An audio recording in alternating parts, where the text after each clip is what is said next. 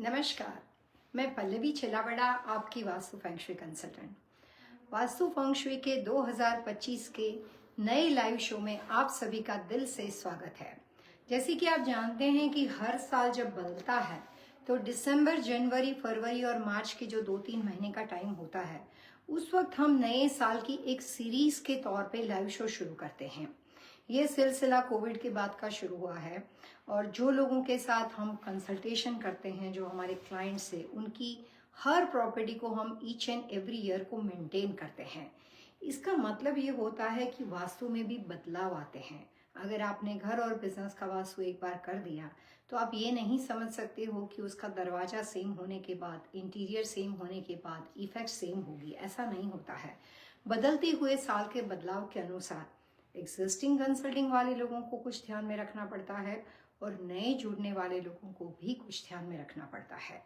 तो आज से जो 2025 की सीरीज हमने शुरू की है, वो एवरी सैटरडे फेसबुक के ऊपर 1:30 के टाइम पे शुरुआत होगी और जिसमें हम अलग अलग छोटे छोटे टॉपिक्स अलग अलग 2025 के बारे में लेकर सबसे पहले उसकी वास्तु की टिप्स मैं आपको देने की कोशिश करूंगी और साथ में आपके अपने कोई क्वेश्चन हो, सवाल हो, आप 2025 और अपनी प्रॉपर्टी के बारे में कुछ जानना चाहते हैं तो आप अपने घर का ड्राइंग भेज सकते हो हमें 123 वास्तु VASTU@gmail.com पे, या आप हमारे लाइव शो में पार्टिसिपेंट करके आप यहाँ पे अपने क्वेश्चन को भी पूछ सकते हो। और कुछ टाइम के बाद हम यही सिलसिला यूट्यूब पे भी शुरू करने वाले हैं। तो सबसे पहले ये देखते हैं कि 2025 का वास्तु क्या कहता है। 2025 के बारे में बहुत सारे लोगों के बारे में अलग अलग एस्ट्रोलॉजी, न्यूमरोलॉजी, अलग अलग लोगों के हिसाब से अलग अलग प्रेडिक्शन आप सुनाई देते होंगे। वास्तु और 2025 के बारे में मैं आपसे बात करूँ, 2024 और 2025 के वास्तु में अगर समांतर स्तर पे कोई बात है तो वो ये है कि 2024 और 2025 बिजनेस वाले लोगों के लिए थोड़े से अप्स एंड डाउन जो है उसमें ज़्यादा दिखाई देंगे। वो सिलसिला 25 में भी जारी रहेगा। लेकिन यहाँ पे मैं ये कहना चाहूँगी कि जो रिटेल बिजनेस के साथ जुड़े हुए लोग हैं, उनके लिए 2025 का जो वास्तु है वो कुछ हद तक बेनिफिशियल है। लेकिन जब कभी वास्तु के बारे में, किसी साल के बारे में, प्रेडिक्शन के बारे में बात करते हैं तो उसको 3 पार्ट में ब्रेक डाउन किया जाता है: beginning of the year, ending of the year and middle of the year. Beginning of the year जो है वो 2025 का थोड़ा चैलेंजेस, मतलब उसमें आपको उतार चढ़ाव ज़्यादा दिखाई देंगे। ये 2025 का वास्तु ऐसे तमाम लोगों को परेशानी में रख सकता है जिन लोगों को अपने काम, अपने बिजनेस में, जॉब में, करियर में 2024 के नवंबर से ही अप्स एंड डाउन दिख रहे हैं, या तो उससे पहले दिख रहे हैं या नवंबर से शुरू हो गए हैं। उनको 2025 के वास्तु के अनुसार जून महीने तक, यानी कि 2025 के जून महीने तक वो पॉजिटिव इम्पैक्ट नहीं दिखाई देगी, क्योंकि साल का वास्तु ऐसा है कि आपकी परेशानी को बड़ा बना देगा, बढ़ा देगा, उसको हेल्प नहीं कर सकता आपकी, चाहे आपके पैदाइशी जन्म के ग्रह कितनी भी अच्छी क्यों ना हो, लेकिन वो आपके प्रोग्रेस को रोकने की कोशिश करेगा। जून से लेकर अगस्त महीने का पीरियड है, उसमें भी अगर बिजनेस और जॉब के साथ कहीं रिलेशनशिप डिस्प्यूट की बात है, आपके और आपके मैनेजर से आपकी नहीं बनती, आपके और आपके एम्प्लॉय से आपकी नहीं बनती, पति पत्नी की आपस में नहीं बनती, तो जो ऐसे लोग जिनका 2024 में भी रिलेशनशिप डिस्प्यूट चला आ रहा है या 2025 के जनवरी से शुरू हो गया है, उनको 2025 जनवरी से लेकर अगस्त 2025 तक वो रिलेशनशिप के उतार चढ़ाव जो है उसमें पॉजिटिव अगर आप कोशिश करते हो, सरेंडर हो जाते हो, तो भी अच्छे रिजल्ट दिखने के आसार बहुत ही कम है, ना के बराबर है। इसके अलावा जब 2025 में जो लोगों को फाइनेंशियली और रिलेशनशिप डिस्प्यूट से परेशानी है या फाइनेंशियली प्रॉब्लम शुरू हुए हैं, उनको कुछ हद तक थोड़ी सी, ये कह सकती हो कि उनको थोड़ी सी राहत या थोड़ा सा उनको कम इफेक्ट दिखाई देगा नवंबर के बाद। नवंबर के बाद नेगेटिव इम्पैक्ट कम होता दिखाई देगा। 2025 में जिन लोगों की डेट ऑफ बर्थ के अनुसार या पैदाइशी स्वभाव के अनुसार जिनका एंगर इश्यू ज़्यादा हो, ऐसे तमाम लोगों को मैं कहना चाहूँगी कि 2025 में आप अपने स्वभाव पे नियंत्रण रखिए, एंगर पे कंट्रोल रखिए।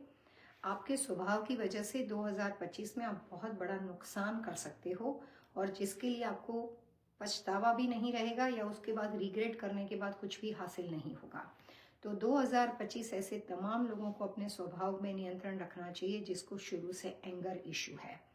कई बार 2025 के वास्तु के अनुसार जो लोग मैन्युफैक्चरिंग प्लांट के साथ जुड़े हैं या अभी 2025 में जुड़ने की कोशिश करने वाले हैं, सोचने वाले हैं, नया वेयरहाउस खरीद रहे हैं, बिजनेस को डाइवर्सिफाई कर रहे हैं, इन्वेस्टमेंट को डाइवर्सिफाई करते हैं, तो उनको जून महीने तक रुक जाना चाहिए। नई शुरुआत करने के लिए राइट टाइम नहीं है। यहाँ पे बात 2025 के वास्तु के हिसाब से चल रही है।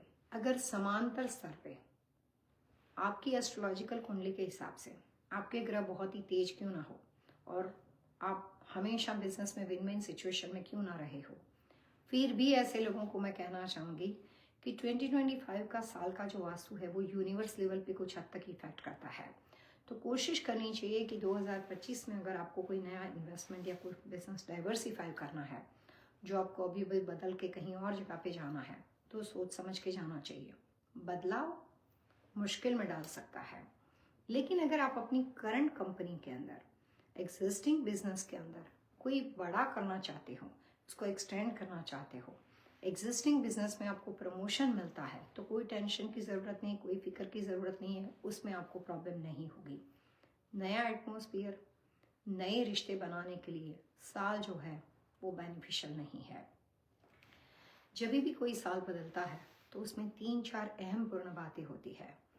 उस साल के हिसाब से कौन से नेचर ऑफ बिजनेस अच्छे हैं, 2025 के हिसाब से किस तरह के कॉमन समांतर स्तर पे प्रॉब्लम्स हो सकते हैं, उसका प्रिकॉशन घर और बिजनेस में लेना चाहिए। और 2025 के अनुसार पॉजिटिव चीज़ें क्या है, अगर आपको उसमें से कोई भी अपने लिए नया करना हो या इन्वेस्टमेंट करना हो या नई शुरुआत करनी हो, तो उस साल करने से अगर वो पॉजिटिव इम्पैक्ट देने वाला है तो साल का वास्तु आपके ऊपर इफेक्ट करता है। आपके जन्म के ग्रह और साल का वास्तु वो दोनों इकट्ठे होके अच्छी शुरुआत में आपका काम बन जाता है। वास्तु में कहते हैं कि जिसकी शुरुआत अच्छी होती है उसी का अंत हमेशा अच्छा होता है। जिसकी शुरुआत डिफिकल्ट पीरियड में होती है, गलत टाइम में होती है, वहाँ पे कई बार एक बार ब्रेकअप आता है, एक बार नुकसान होता है, उसको बंद करने की नौबत आ जाती है। फिर फ्यूचर में दोबारा शायद आप कर सकते हो, लेकिन उसके बीच में काफ़ी ज़्यादा नुकसान भुगतना पड़ता है। जब भी कोई साल बदलता है तो दिशाओं को ध्यान में रखना पड़ता है कि उस साल की ऑस्पिशियस आइडियल दिशा कौन सी है और उस साल की नेगेटिव डायरेक्शन कौन सी है।